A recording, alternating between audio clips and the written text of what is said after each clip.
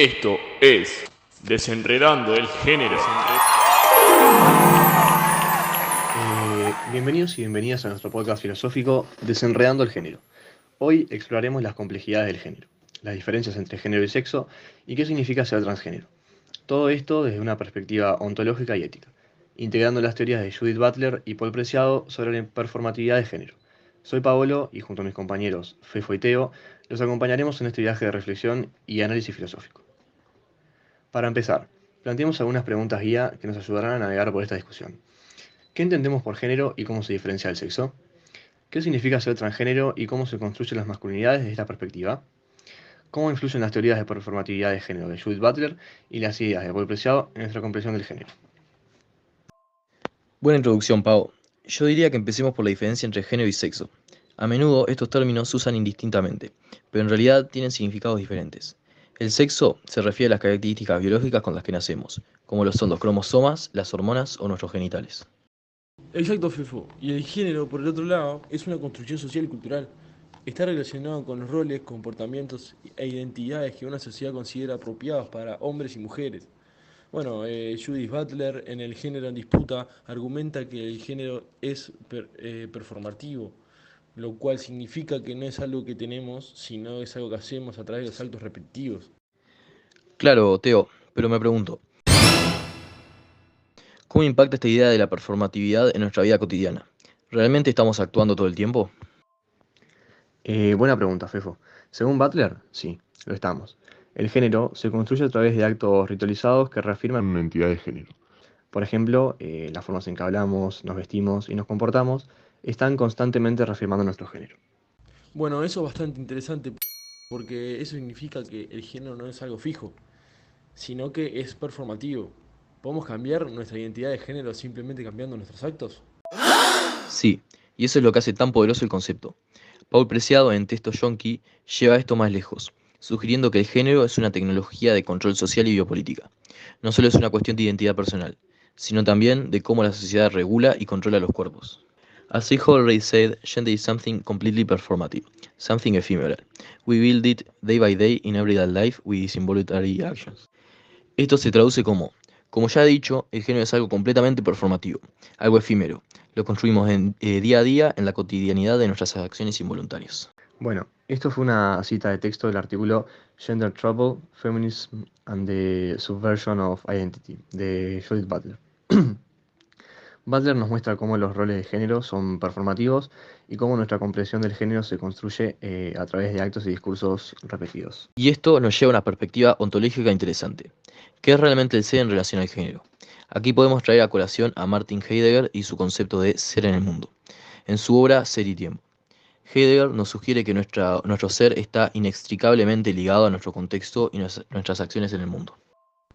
Exacto. Desde una perspectiva heideggeriana, podríamos decir que nuestro género es una forma de ser en el mundo, por así decir, que se manifiesta a través de nuestras acciones y relaciones sociales. Esto resuena con la idea de Butler sobre la performatividad de género. Pasemos a la siguiente pregunta. ¿Qué significa ser transgénero y cómo se construyen las masculinidades desde esta perspectiva?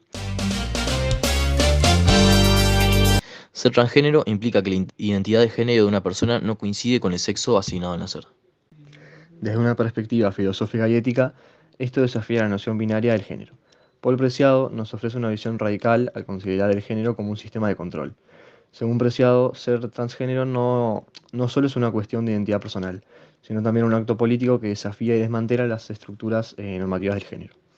Un artículo relevante es Texto Yonki, de Paul Preciado, donde se explora cómo las intervenciones biopolíticas en los cuerpos, como el uso de testosterona, pueden subvertir las normas tradicionales de género y crear nuevas formas de masculinidad. Esto nos lleva a nuestra última pregunta. ¿Cómo influyen las teorías de Butler y Preciado en nuestra comprensión de género? La teoría de la performatividad de género de Butler nos lleva a entender que el género es un acto continuo de creación y de recreación. Por su parte, Preciado nos invita a ver el género como una herramienta de poder y control, pero también como un campo de resistencia y transformación. Desde una perspectiva ontológica, esto nos lleva a cuestionar la esencia del género. ¿Es algo intrínseco a nuestra identidad o es completamente moldeado por nuestras acciones y contextos sociales? A ver, y éticamente, nos desafía a reconsiderar cómo tratamos a las personas transgénero y cómo podemos ayudar a una sociedad más inclusiva y justa. Aquí es útil recordar cómo Emmanuel Levinas y su ética de la alteridad. Bueno, Levinas nos dice que la ética surge de la relación con el otro, reconociendo su alteridad y respetándola.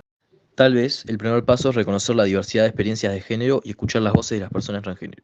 Crear espacios seguros donde puedan expresar su identidad sin miedo a la discriminación es esencial. Este es un acto ético en línea con Levinas, donde el respeto por el otro y su diferencia es fundamental. En conclusión, el género es una construcción compleja que va más allá del sexo biológico. Ser transgénero es una experiencia que desafía las normas tradicionales y nos invita a repensar las masculinidades y otras identidades de género desde una perspectiva ontológica y ética. Las teorías de Judith Butler y Paul Preciado, junto con las ideas de Heidegger y Levinas, nos proporcionan herramientas cruciales para entender y construir estas normas.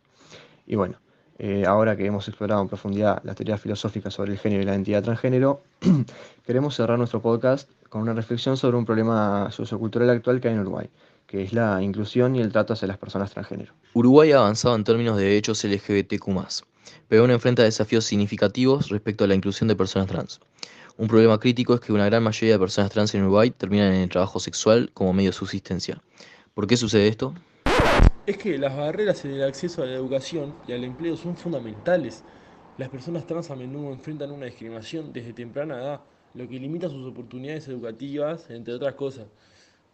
Sin una educación adecuada, es difícil acceder a empleos formales y bien remunerados. Además, la discriminación en un lugar de trabajo sigue siendo un obstáculo gigante.